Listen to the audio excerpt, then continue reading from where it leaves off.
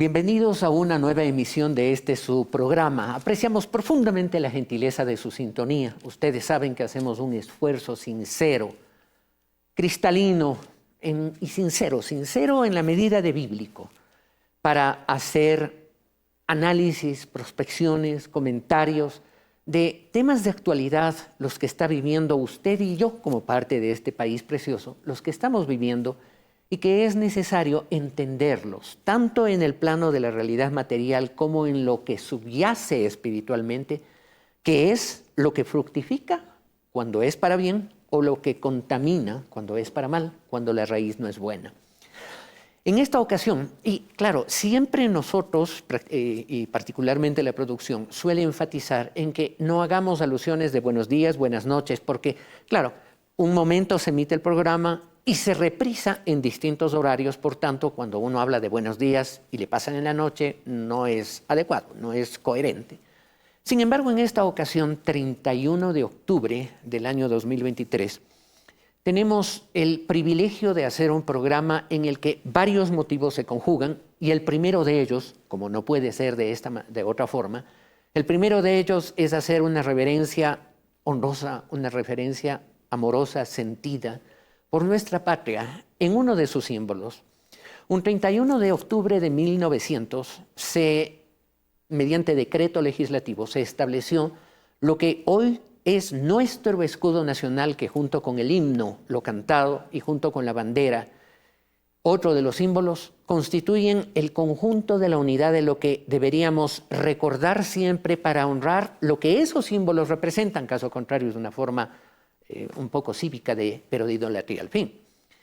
Sin embargo, esos símbolos que son tan valiosos y tan importantes, para recordarlos y frente a ellos evocarlos, para recordar que tenemos toda una historia maravillosa, tenemos todo un conjunto de aportes, de generaciones que se han sucedido unas tras otras, que se inclinaron reverentes, sinceros, porque también ha habido gente muy sincera y patriota que ha forjado este Ecuador y lo ha dejado en el momento en que nosotros, nuestras generaciones, lo han tomado, y tenemos que entregarla bien a las generaciones que vienen. Y a propósito de eso, de tomarla bien a las generaciones que vienen, uno de los elementos que vamos a analizar en este programa es la posta de otro evento que el 31 de octubre también se conmemora o se celebra, que es el Día del Pastor, el día de aquellos hombres y mujeres, pastores, pastoras, que decidieron tomar la batuta de la fe y llevar adelante para formar generaciones de nuevos creyentes, oleadas de nuevos creyentes, para que ese evangelio vaya enraizándose, avanzando, cambiando vidas, cambiando sociedades, cambiando países, y en este caso nuestra patria. Y van a ver ustedes, tenemos sorpresa de invitados para esta oportunidad. Pero también 31 en algunos lares, y los vamos a comentar precisamente en su momento, en algunos lugares se rememoran ciertas celebraciones absolutamente inapropiadas. Ya van a ver ustedes el comentario que vamos a hacer a ese propósito de un tema llamado Halloween. En todo caso, no le vamos a dar la importancia que otros quieren darle, porque además, para variar, igual que muchas otras fiestas, no es sino un pretexto comercial, un pretexto para seguir vendiendo y seguir sacando plata. Pero de todos modos, sí comporta un riesgo en lo espiritual, que lo vamos a comentar someramente y con mucha madurez. En todo caso, hay un tema con el cual quiero arrancar y quiero proponer a ustedes una reflexión que creo que es muy importante, o al menos más de una reflexión que creo que son importantes, a propósito de lo que el país está viviendo, los apagones. ¿Por qué los apagones? Por la falta de energía. ¿Y por qué la falta de energía? Por la falta de capacidad de generación de esa energía eléctrica, que es el motor de la industria, y no solamente de la industria, también de la normalidad del desarrollo de la vida de todos nosotros como ciudadanos y como hogares. Vamos a ver un par de videos, vamos a dar la cortesía, por supuesto, en pantalla. Vamos a ver un par de videos que nos van a introducir al tema para hacer un comentario muy puntual que quiero que no se escape en esta oportunidad. Vamos adelante, producción. ¿Va a haber o no va a haber apagones? Porque usted en una entrevista dijo que no, pero después creo que hay otra información en donde se puso en duda eso. Quisiera que usted nos informe a nosotros en nuestra audiencia cuál es el análisis el que usted hace y qué va a pasar. Mire, Janet, darle una respuesta categórica es muy difícil porque depende de Diosito, ¿verdad? También hubo la epidemia del COVID, ¿verdad? Impensada, vino de sorpresa y causó enormes daños.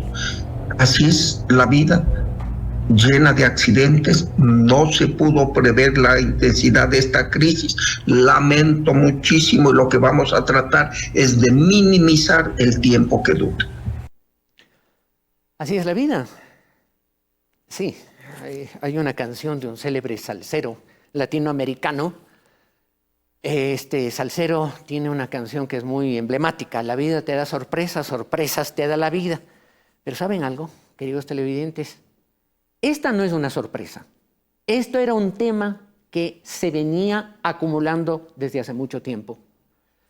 La hidroeléctrica Toachi-Pilatón lleva 12 años de construcción. Nadie se ha preocupado de intervenir decididamente para ponerla en funcionamiento.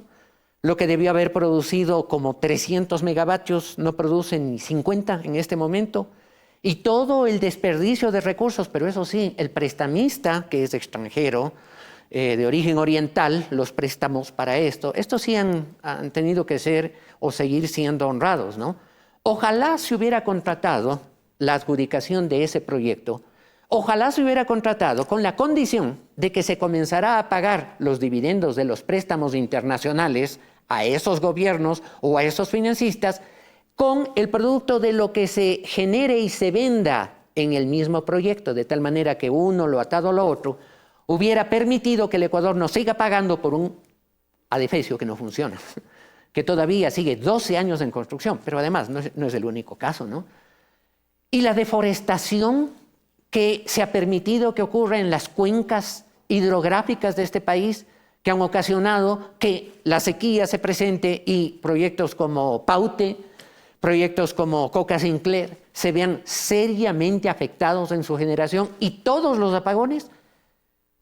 Con todo respeto, señor ministro, nosotros somos cristianos y no llevamos las cosas al punto que llevan otros comentaristas. Los respeto, tendrán su posición, pero nosotros somos cristianos y por eso hablamos con respeto a todo el mundo.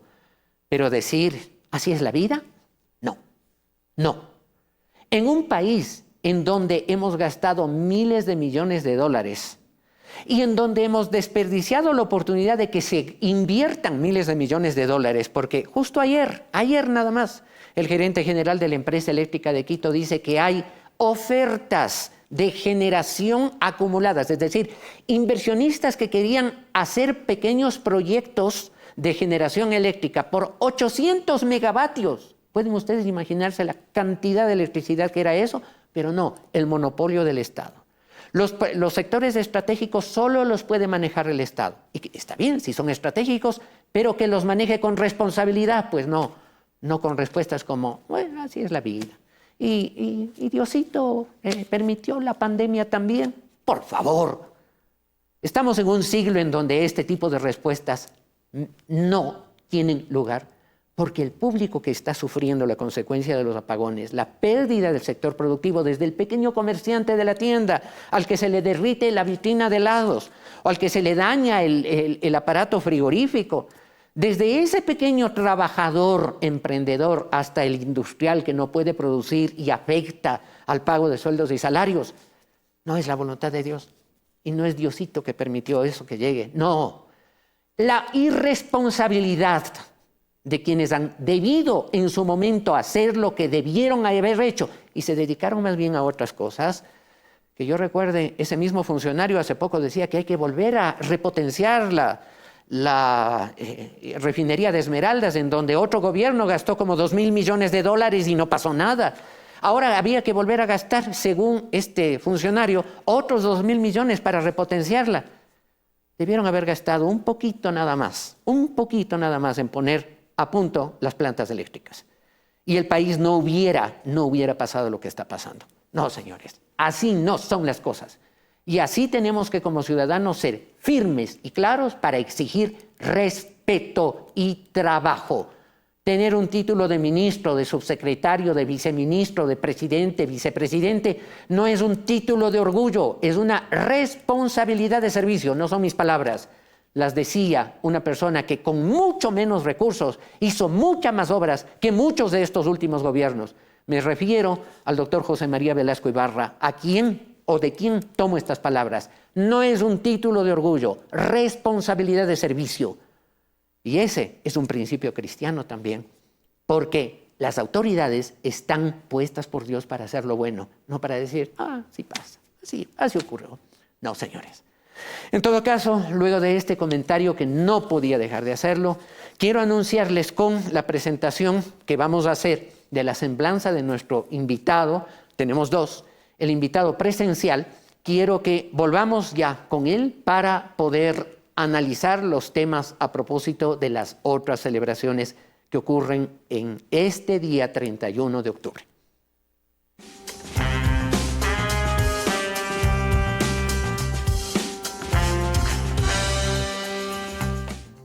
Guido Fabián Vallejo Galárraga, abogado de los Tribunales de la República por la Universidad de las Américas, título de cuarto nivel en Derecho Tributario por la Universidad Andina Simón Bolívar, experto en Derecho Administrativo, Laboral, Contratación Pública, Alianzas Público-Privadas, Liquidación de Sociedades, Derecho Societario y Propiedad Intelectual.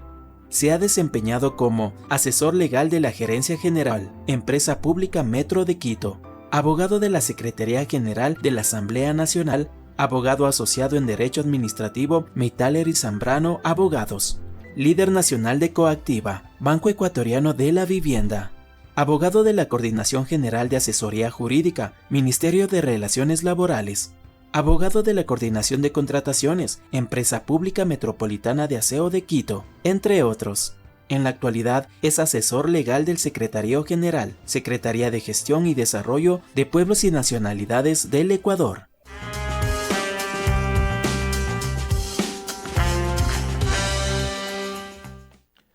Bienvenido, querido amigo Guido.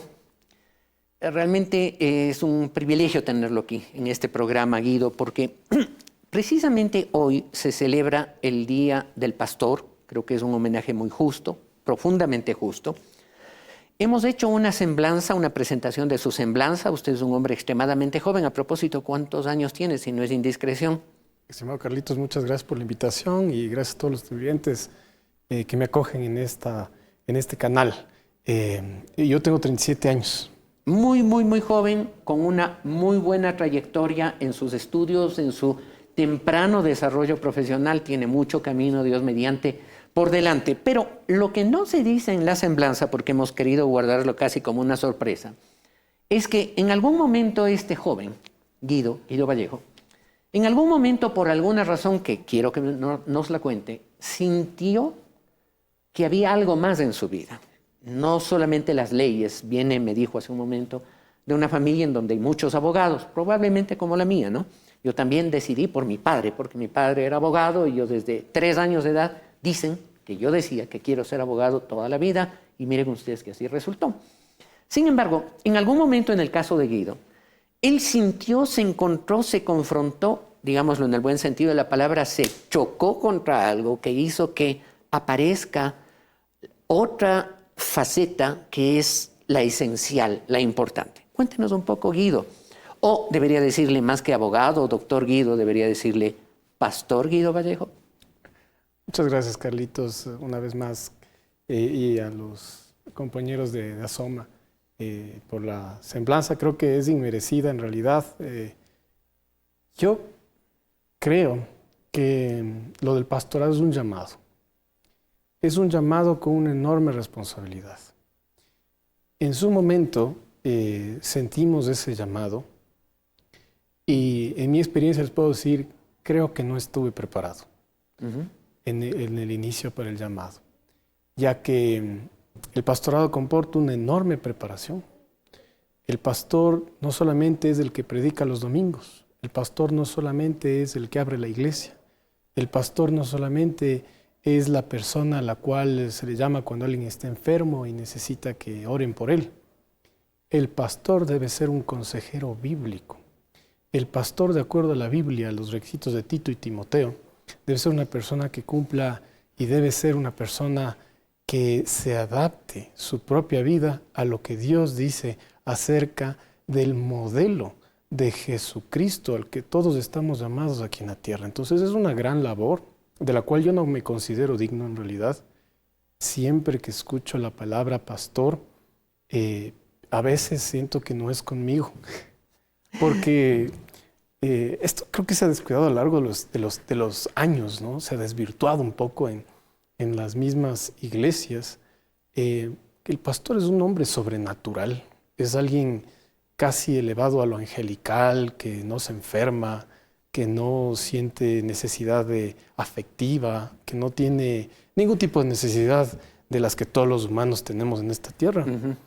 Y a veces las iglesias los perciben así, y si me permite, mi querido Carlitos, en este día tan especial, me refiero al 31 de octubre, recordando el 31 de octubre de 1517, que fue el día en que Martín Lutero clavó esas 95 tesis en la Catedral de Wittenberg. Ujú. La iglesia, la forma en cómo ha sido concebida durante los últimos 500 años, y en los últimos 100 años, la forma en cómo cambió esa concepción.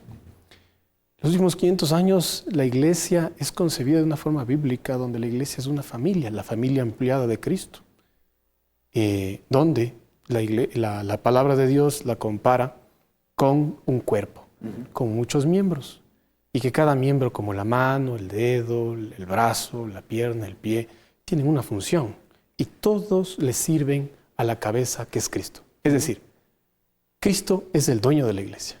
Cristo es la razón por la que existe la iglesia, no el pastor, que es un simple encargado hasta que Cristo vuelva. Ujú. Se ha desvirtuado mucho en estos últimos, ¿qué puedo decir? En estos últimos 70, 80 años esa figura. Y en mi caso, yo pude experimentar qué es lo que sucede cuando la iglesia está confiada en un hombre y no en Cristo. Qué importante esto, porque a la raíz de las cosas para bien o para mal está o la humildad de reconocer que uno es insuficiente, o el orgullo de decir, me sobra, me basta, yo me basto.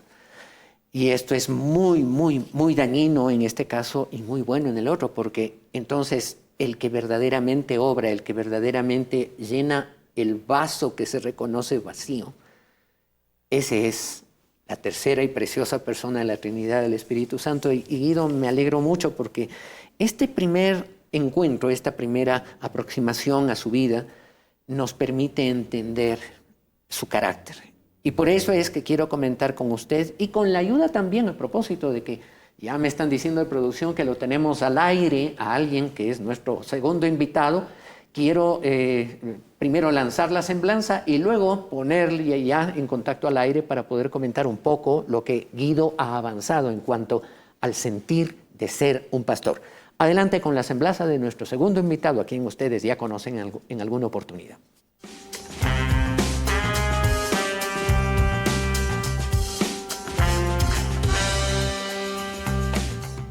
José Millalonco, licenciado en Teología, Seminario Ministerial Sudamericano SEMISUD, capellán clínico, carcelario e institucional, magíster en Artes en Estudios Teológicos SEMISUD, candidato a doctor en Ministerio por Pentecostal Theology Seminary, Cleveland, Estados Unidos, fundador y director del Seminario de Capacitación Ministerial SEMICAM, Chubut, Argentina, capellán en el Colegio Jean Irwin, Unidad Educativa T.W. Anderson, capellanía clínica, policial y militar, capellán del Palacio Presidencial, pastor titular de la Iglesia de Dios en Bosques Norte, Buenos Aires, secretario nacional de la Iglesia de Dios en Argentina, fundador y director de la Asociación de Capellanía Hub International en Ecuador, en convenio estratégico con REMA, Estados Unidos, director nacional de Capellanía de Iglesia de Dios en Ecuador, representante de Capitol Ministries en Ecuador, ministerio que lleva enseñanza bíblica con principios y valores apolíticos en la Asamblea Nacional, con sede en Washington.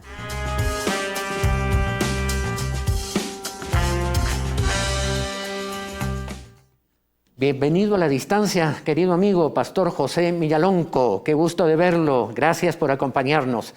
Aquí estamos haciendo nuestros primeros pininos en el programa respecto de la experiencia de este joven amigo nuestro, el pastor Guido Vallejo, quien nos ha dicho que realmente no se sintió en el momento en que tuvo que afrontar la tarea, no se sintió en la plenitud de la capacidad para poder desarrollarla.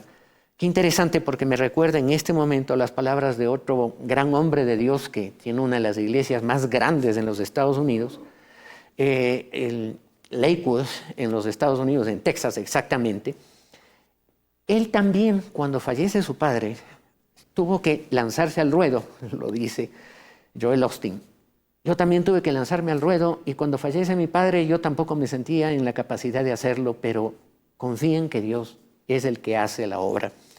Buenas palabras para arrancar. Ahora quiero consultar a un pastor de más trayectoria, en tiempo, en circunstancias diferentes a las de Guido, y quiero consultarle a usted de dónde surgió esta vocación para llegar a ser o ejercer, como usted lo hace, un pastorado. Bienvenido, Pastor José. Gracias, doctor Larco, y un saludo fraterno a toda la audiencia de Asoma Visión. Un saludo al pastor Guido. Realmente yo nunca quise ser pastor. Siempre en mi juventud crecí en la iglesia evangélica. Nunca, y siempre dije en mi juventud, yo nunca voy a ser pastor. Seré un miembro que aportaré con la finanza y ayudaré al ministerio, pero nunca observaba a ciertas dificultades que tenían que atravesar los pastores, a ciertas carencias y desafíos. Yo siempre comparo al pastor como un cirujano.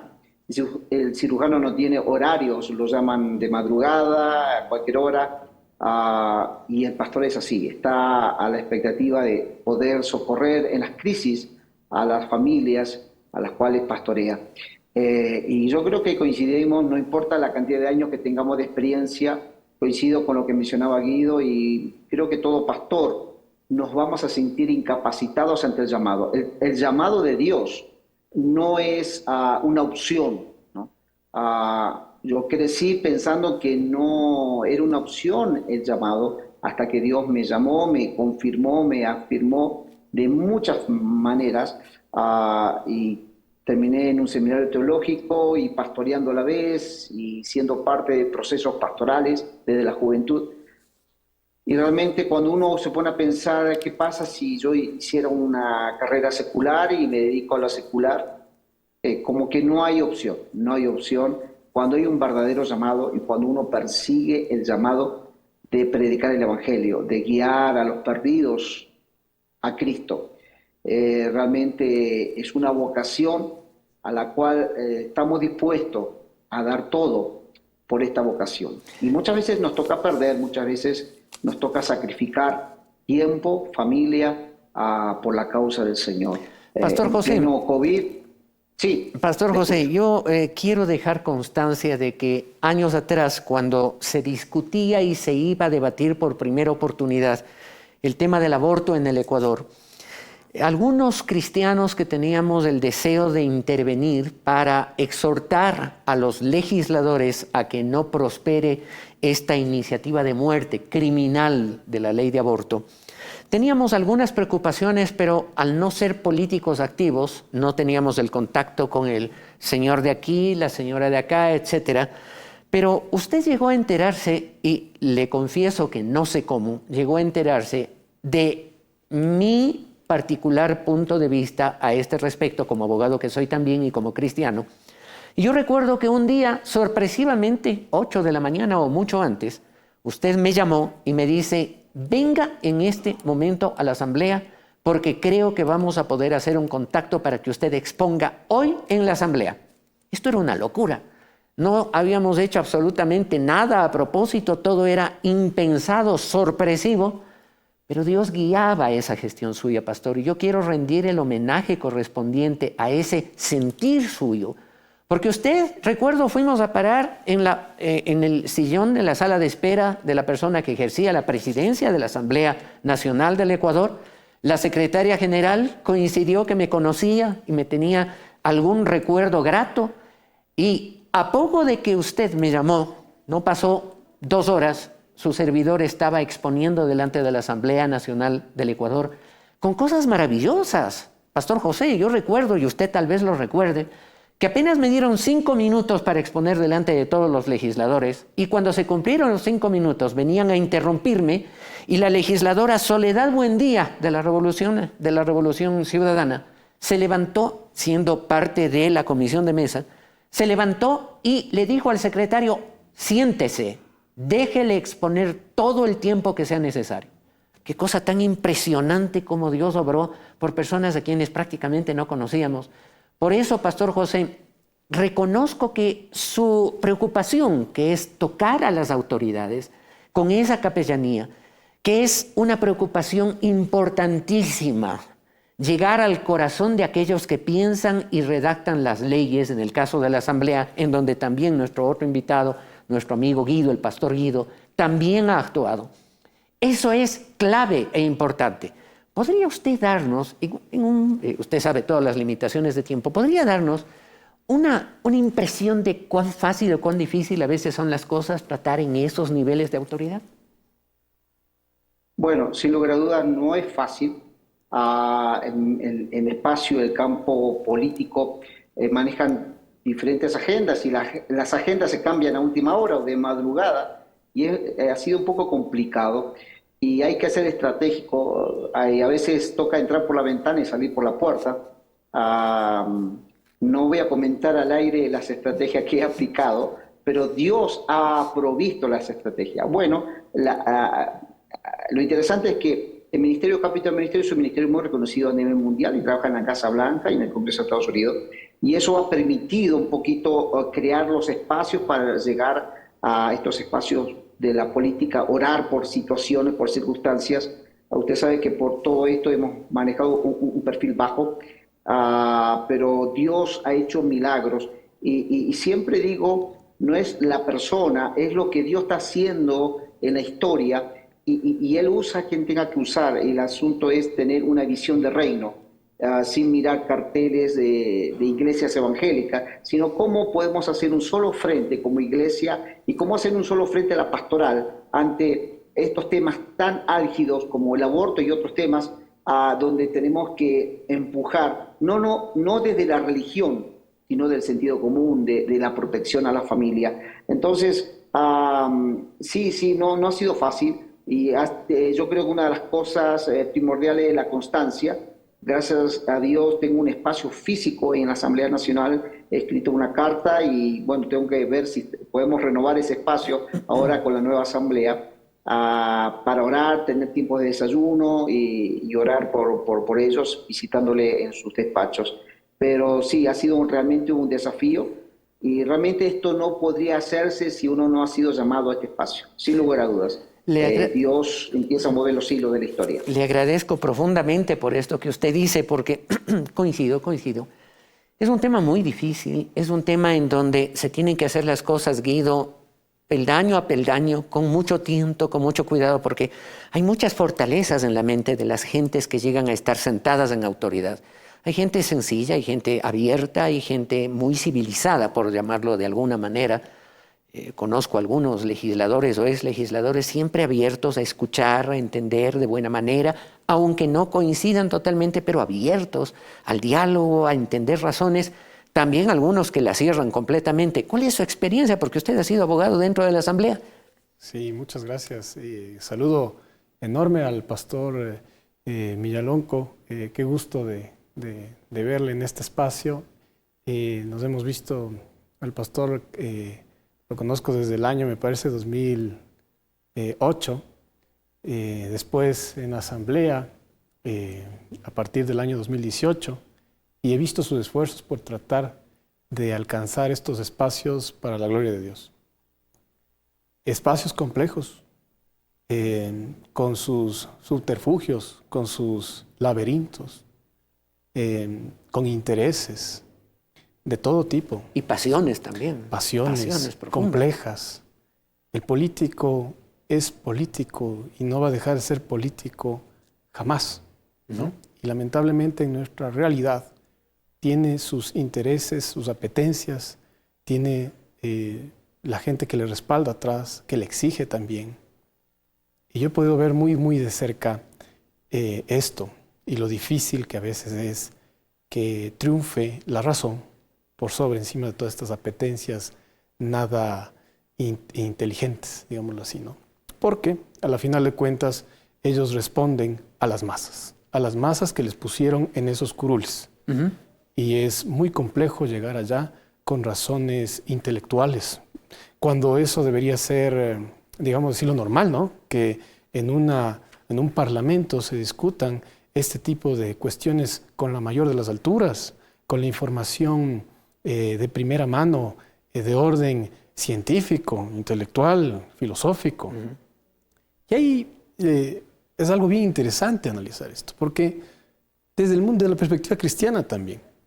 En los últimos años pensamos, y me encantó la reflexión que usted hizo, mi querido Carlitos, al inicio del programa, pensamos o espiritualizamos las cosas demasiado. Dios quiere que oremos y dependamos de Él, por supuesto que sí, pero Dios quiere que también actuemos a todo nivel.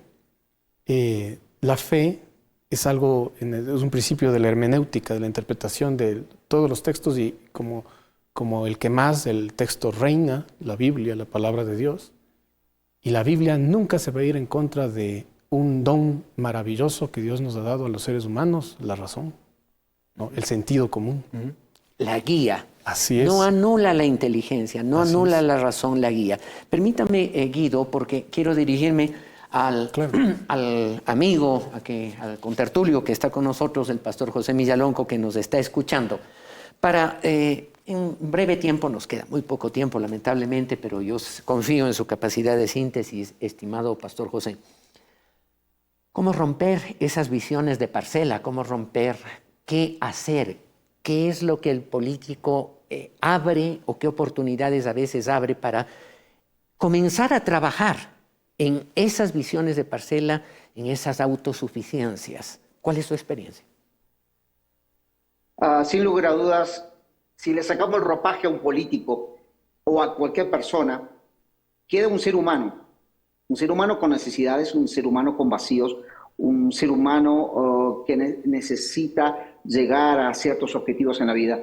Y obviamente se le presenta a Jesús, quien desea acompañarle en el proceso de la vida. Pero no se presenta un Jesús religioso, se presenta un Jesús de relación. Y ahí está la clave, ¿no? Yo no puedo llevar mi ambiente litúrgico de templo a una asamblea. Tengo que cuidar los protocolos, no simplemente de vestimenta, de procedimientos, sino de vocabulario. A veces la gente no es que rechaza tanto el mensaje, sino el envoltorio del mensaje. Ya. Y ahí está nuestro problema como iglesia evangélica. Qué importante todo esto, pastor. Quisiera, en razón de que tenemos que separarnos de su sintonía por las limitaciones de la técnica, estamos vía Zoom, quisiera rogarle que en la circunstancia y en estas palabras pocas suyas, tan conciso, tan preciso, usted pudiera darnos a los ecuatorianos, a los cristianos en particular del Ecuador, darnos un tip para ahora que el nuevo y electo presidente de la República, Daniel Noboa, y la vicepresidenta, de quien conozco es una persona de vocación cristiana, ¿qué es lo que nosotros como ciudadanos podemos hacer para apoyar, para acercarnos, para alentar la presencia de estas nuevas autoridades? ¿Qué podemos hacer aquellos que somos simples ciudadanos desde nuestros hogares? Es un desafío, y el tema es que lamentablemente no se ha interpretado de manera correcta en la separación de Estado e Iglesia. Separación de Estado e Iglesia no significa que yo voy a estar ausente desde mi fe y desde la espiritualidad. Yo creo que como iglesia tenemos que permear la sociedad a través de los valores y a través de la relación. Por ejemplo, nosotros aquí con el párroco, aquí a 2 cuadras, fuimos parte de aperturar una UPC. Vamos a trabajar con los médicos del municipio para ayudar a la comunidad. O sea, los cristianos que tenemos que estar abiertos, salir de nuestros templos y ver la necesidad que tienen nuestras comunidades y de qué manera podemos servirle. Yo creo que el servicio de Jesús en los evangelios es el mensaje que transforma a las personas, porque yo le voy a servir sin pedirle nada a cambio. Y en ese servicio digo, esto lo hago por amor a Dios. Entonces la gente va a sentirse que Dios está preocupado por eso. Y yo creo que ese es uno de los mejores mensajes que la iglesia puede dar a la comunidad. Y obviamente algunos dirán sí y otros no. pero estamos mostrando a Cristo a través del servicio. Qué bien. Muchísimas gracias, Pastor José. Ha sido un gusto tenerlo con nosotros y espero que no nos falte una próxima oportunidad para tenerlos presencialmente. Gracias, doctor. Vale la pena decir que como en Quito rige la norma de pico y placa, el Pastor José no podía estar presente hoy con nosotros, pero gracias sinceramente. Que Dios lo bendiga muchísimo. Guido, quiero que con usted vayamos evocando ciertas etapas de la historia del pastorado, de la gente que ha trabajado por el Señor, por la obra, por la iglesia aquí en el Ecuador. Tenemos una rememoranza que la vamos a poner en pantalla, gracias producción por ese video, de algo que ocurrió hace como 66, 67 años aquí en el Ecuador, 1956. Ese video que nos rememora cómo algunos sembraron con su sangre la idea de un mundo nuevo, cielos nuevos y tierra nueva. Vamos adelante con este video, por favor.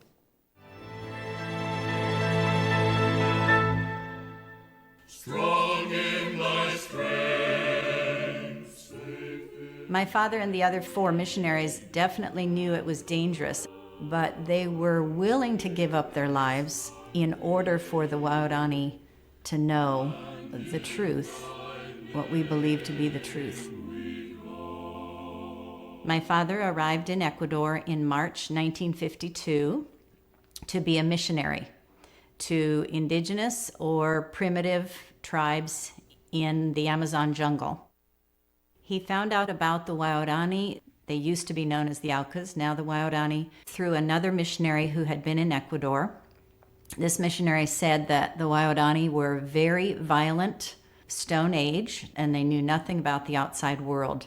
It just caught his heart, and he felt that those were the people he was supposed to go to.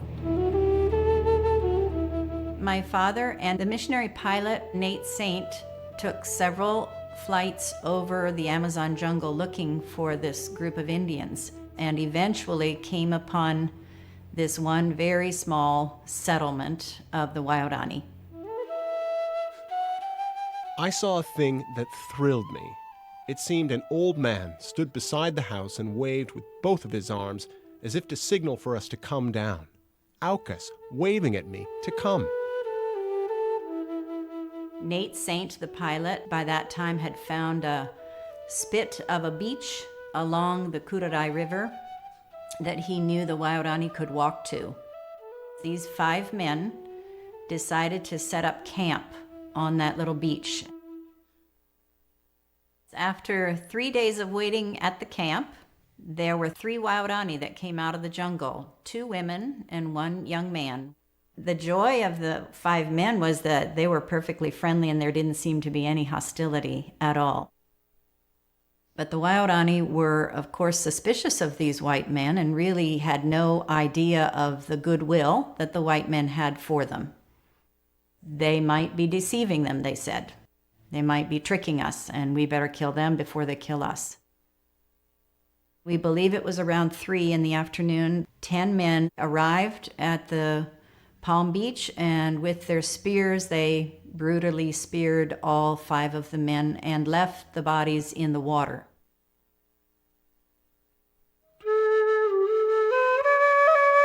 After my father's death, my mother got to know 2 Waorani women who had fled the tribe because of the violence.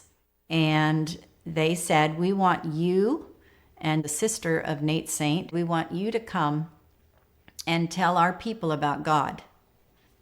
While we lived with them, and we were there almost 2.5 years, I, of course, got to know all of the tribe and the 10 men who had done the killing. Amazingly, I really don't remember being afraid of them. They were always laughing, and they would always make my mother laugh. So I simply enjoyed being with them. When passing through, of course, it was a tragedy, and of course, I often wished that I had known my dad, still do. But I really believe that God allowed this to happen so that more and more people could actually see what real commitment to Christ means. And I really don't believe their lives were wasted. Gracias a BBC Mundo por esta nota. ¡Wow! ¡Qué emocionante!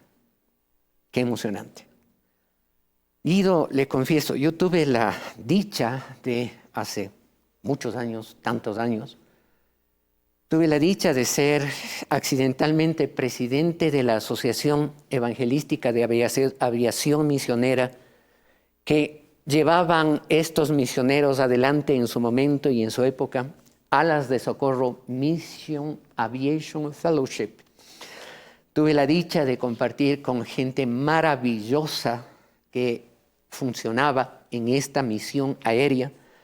Tuve la dicha de estar en ese mismo sitio donde se masacraron a esos misioneros por parte de los guaraníes, que como ustedes ven, no solamente que eran violentos, sí, características violentas, hasta hoy esas llamadas tribus no contactadas todavía se matan entre ellos, entre tribus.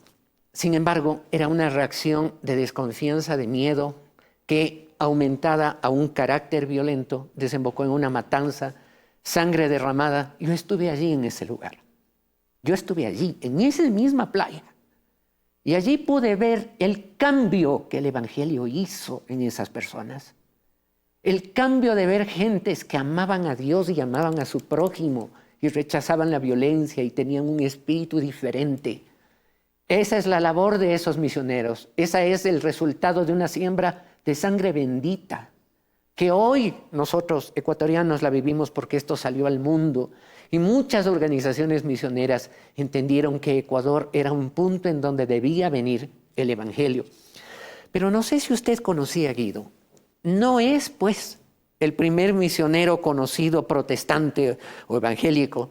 No es la primera persona conocida que falleció en el Ecuador.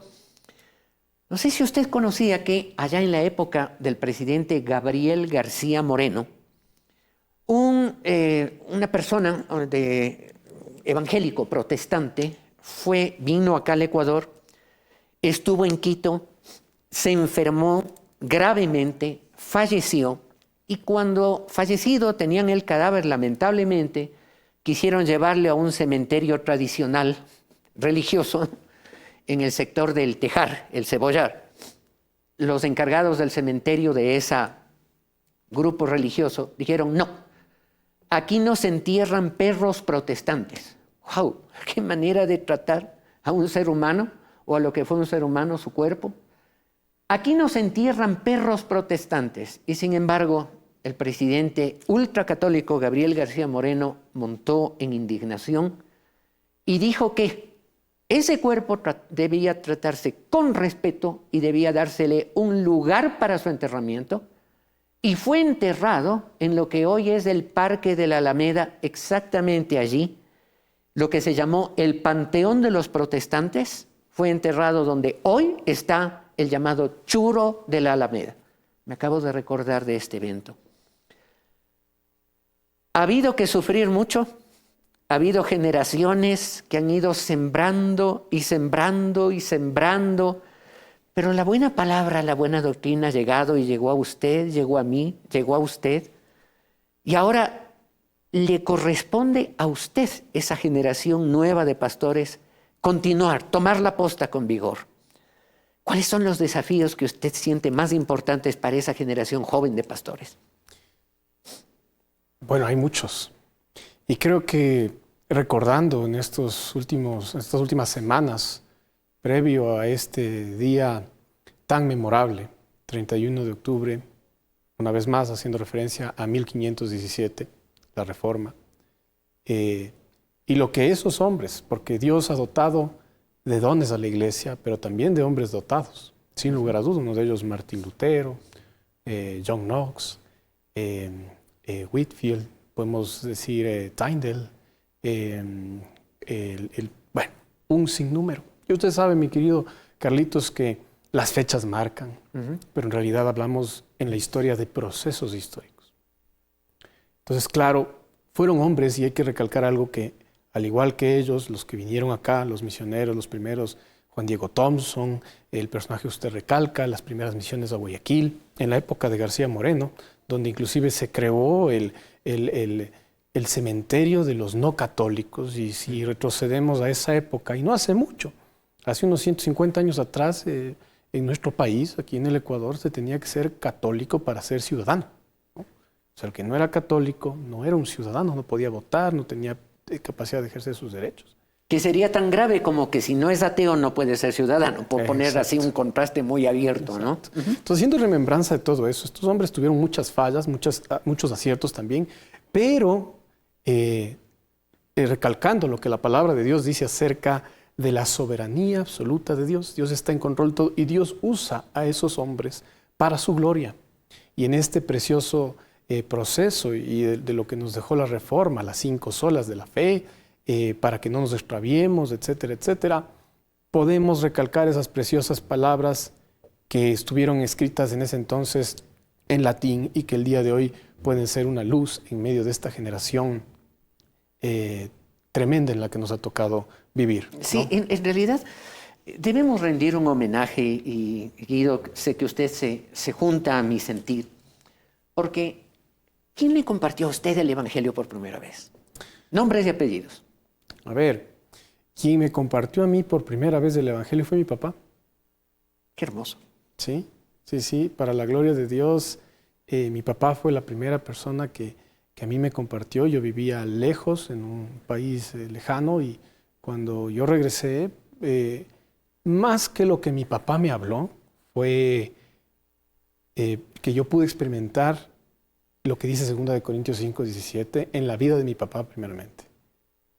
Todo aquel que esté en Cristo es nueva criatura, las cosas viejas pasaron y aquí todas son hechas nuevas. Su papá, seguramente con muchas palabras, pero más que nada con el ejemplo, hizo de usted no solamente el hijo, el abogado, el funcionario, el hombre, el ciudadano correcto, sino el hombre que siente hoy el hambre de compartir el Evangelio con otros.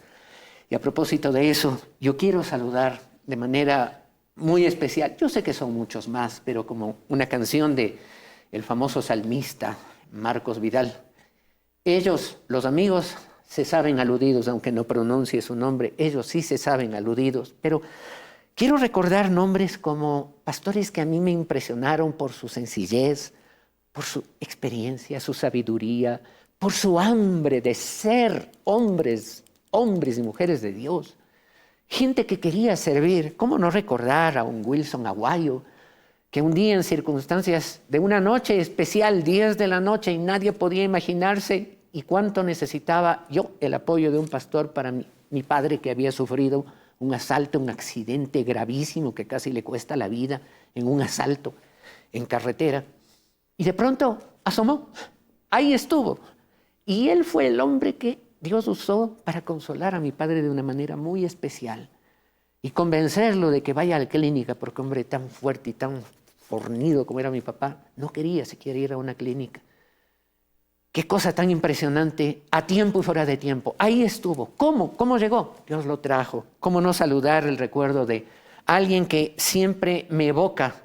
Y voy a referirme con Guido, me voy a referir también porque me evoca a ese pastor Jorge Cabrera, ese hombre de Dios que trabajaba no solamente en la iglesia, salía a las 8 de la mañana a su oficina, una institución pública, trabajaba a full, volvía pasada las 4 o 5 de la tarde, abrir la puerta de la iglesia, a atender las necesidades de la gente hasta la hora que sea necesario y luego iba a casa para poder servirse una comida, estar con la familia, descansar.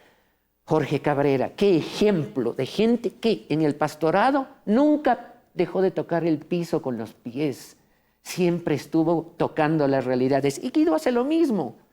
En sus instituciones públicas él siente el día a día y eso le permite ser un pastor más considerado y más eficiente. No perdamos eso, nunca, por favor.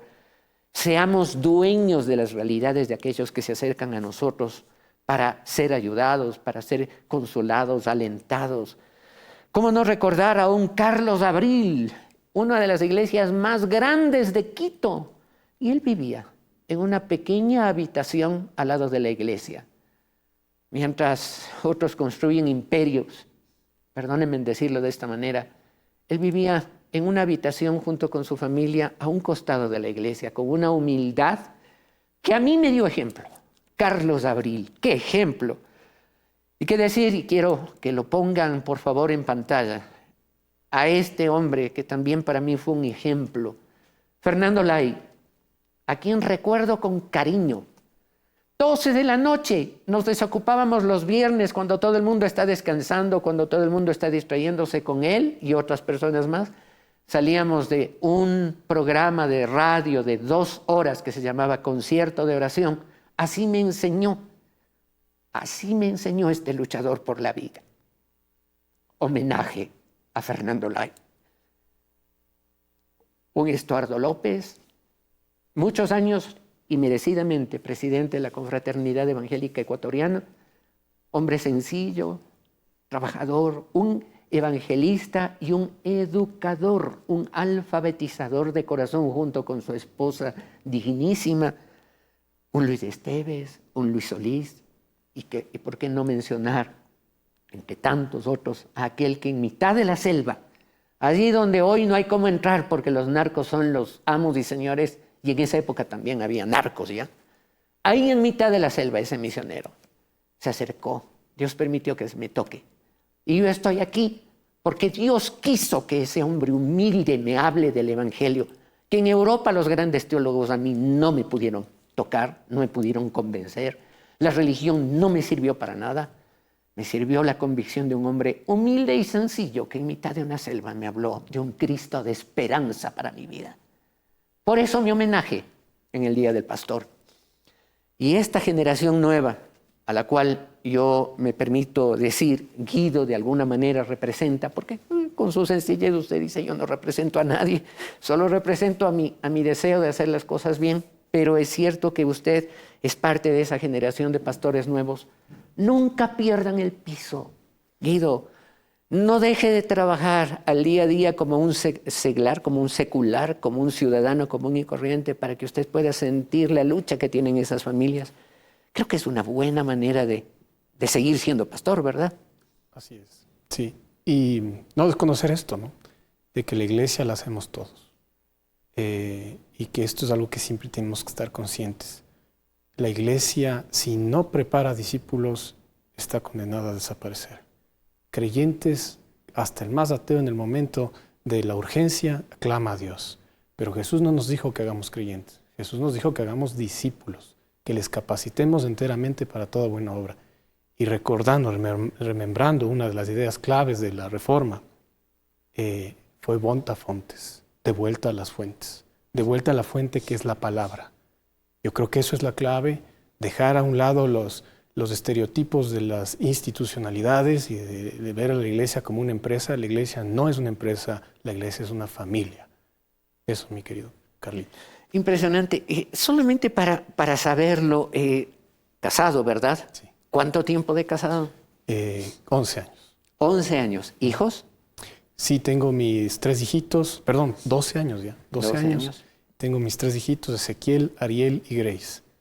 Qué precioso. Mi esposa María José, que está en mi casa. Qué hermoso, sí. Guido. Realmente yo he tenido la oportunidad de conocerlos.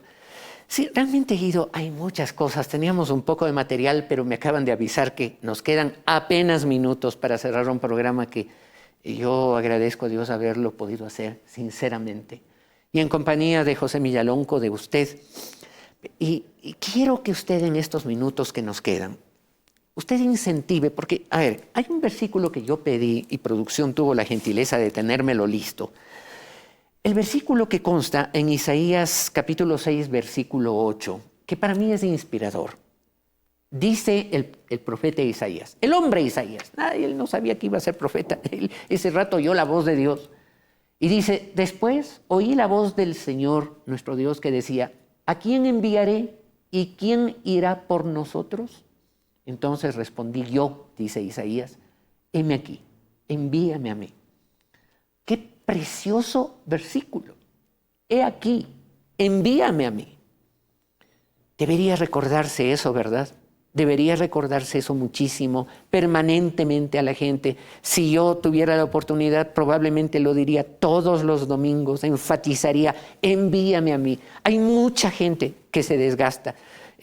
Teníamos un material, no lo vamos a poder presentar, pero me parece impresionante que se celebra en la fiesta de los muertos, la fiesta del Halloween, ¿por qué no van a ver las consecuencias de la muerte en las cárceles donde los asesinos les sacaban todavía vivos el corazón y se deleitaban en mostrar lo que es la muerte? ¿Por qué no celebran eso? ¿Ah? Eso sí ¿no? Porque sabemos que el Halloween es la fiesta de muerte. Y esos son los desafíos de una modernidad irresponsable frente a la necesidad que ustedes, los pastores, tienen que incentivar a que cambie. Guido. Mi querido Carlitos, otra de las grandes ideas de la reforma, post-tenebras lux, de las tinieblas a la luz. La carencia de luz genera estas cosas, vivir en las tinieblas. Ya lo ha dicho usted, la ignorancia, el salvajismo, son la carencia de la luz de Dios en la vida de las personas. Una vez más, debemos dejar esa idea romántica de que una vez comprendido el Evangelio, basta. El cristiano tiene que prepararse para servir y servir bien, sea a nivel profesional, pero también en la palabra, para que sea un instrumento útil en las manos de Dios, sea en la política, sea a nivel profesional, sea predicando desde las cárceles. Lo que nos ha faltado y nos sigue faltando en el Ecuador es gente que esté decidida a morir a sí misma y dejar lo que tengan que dejar para servir a Dios. Y morir a sí mismo, dejar, no quiere decir que el día de mañana usted cuelga la toga de abogado y se dedica a otra cosa. No, de hecho usted sigue con la toga de abogado, pero también con el manto divino del pastor. Qué cosa tan bonita. Le aliento a que sí sea. Por favor, un mensaje para todos aquellos, para despedir este programa, mi querido Guido. A toda la iglesia de Cristo, no dejemos solos a los pastores, no nos confiemos tampoco de que son super santos ni ángeles. La familia de la fe, todos debemos servir a Cristo y todos debemos capacitarnos y estamos todos llamados por un mandato divino a servir a la cabeza que es Jesucristo. Peligroso es cuando tenemos super ungidos o gente que pensamos que no va a pecar. Todos necesitamos rendir cuentas unos a otros y todos llevar las cargas unos por otros.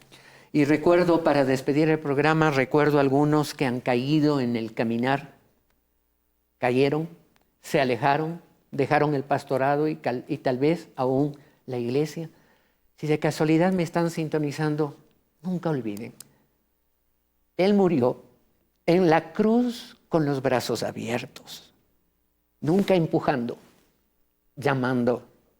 Ese es Jesús, al que ustedes que se alejaron sirvieron, al que ustedes que se alejaron conocieron y amaron. Se equivocaron, nos hemos equivocado. Ellos también comparte seguramente esto, nos hemos equivocado. Pero hay una razón para continuar. Con amor eterno te he amado, por tanto te prolongué mi misericordia. Surge desde lo profundo del cielo, desde lo alto, para que todos aquellos que nos hemos tropezado, recordemos que siendo hombres, Él murió por nosotros hombres. Hasta la próxima emisión de este programa, Actualidad y Análisis a la luz de los principios bíblicos. Gracias, Guido. Que Dios lo bendiga. Gracias. Dios les bendiga igual.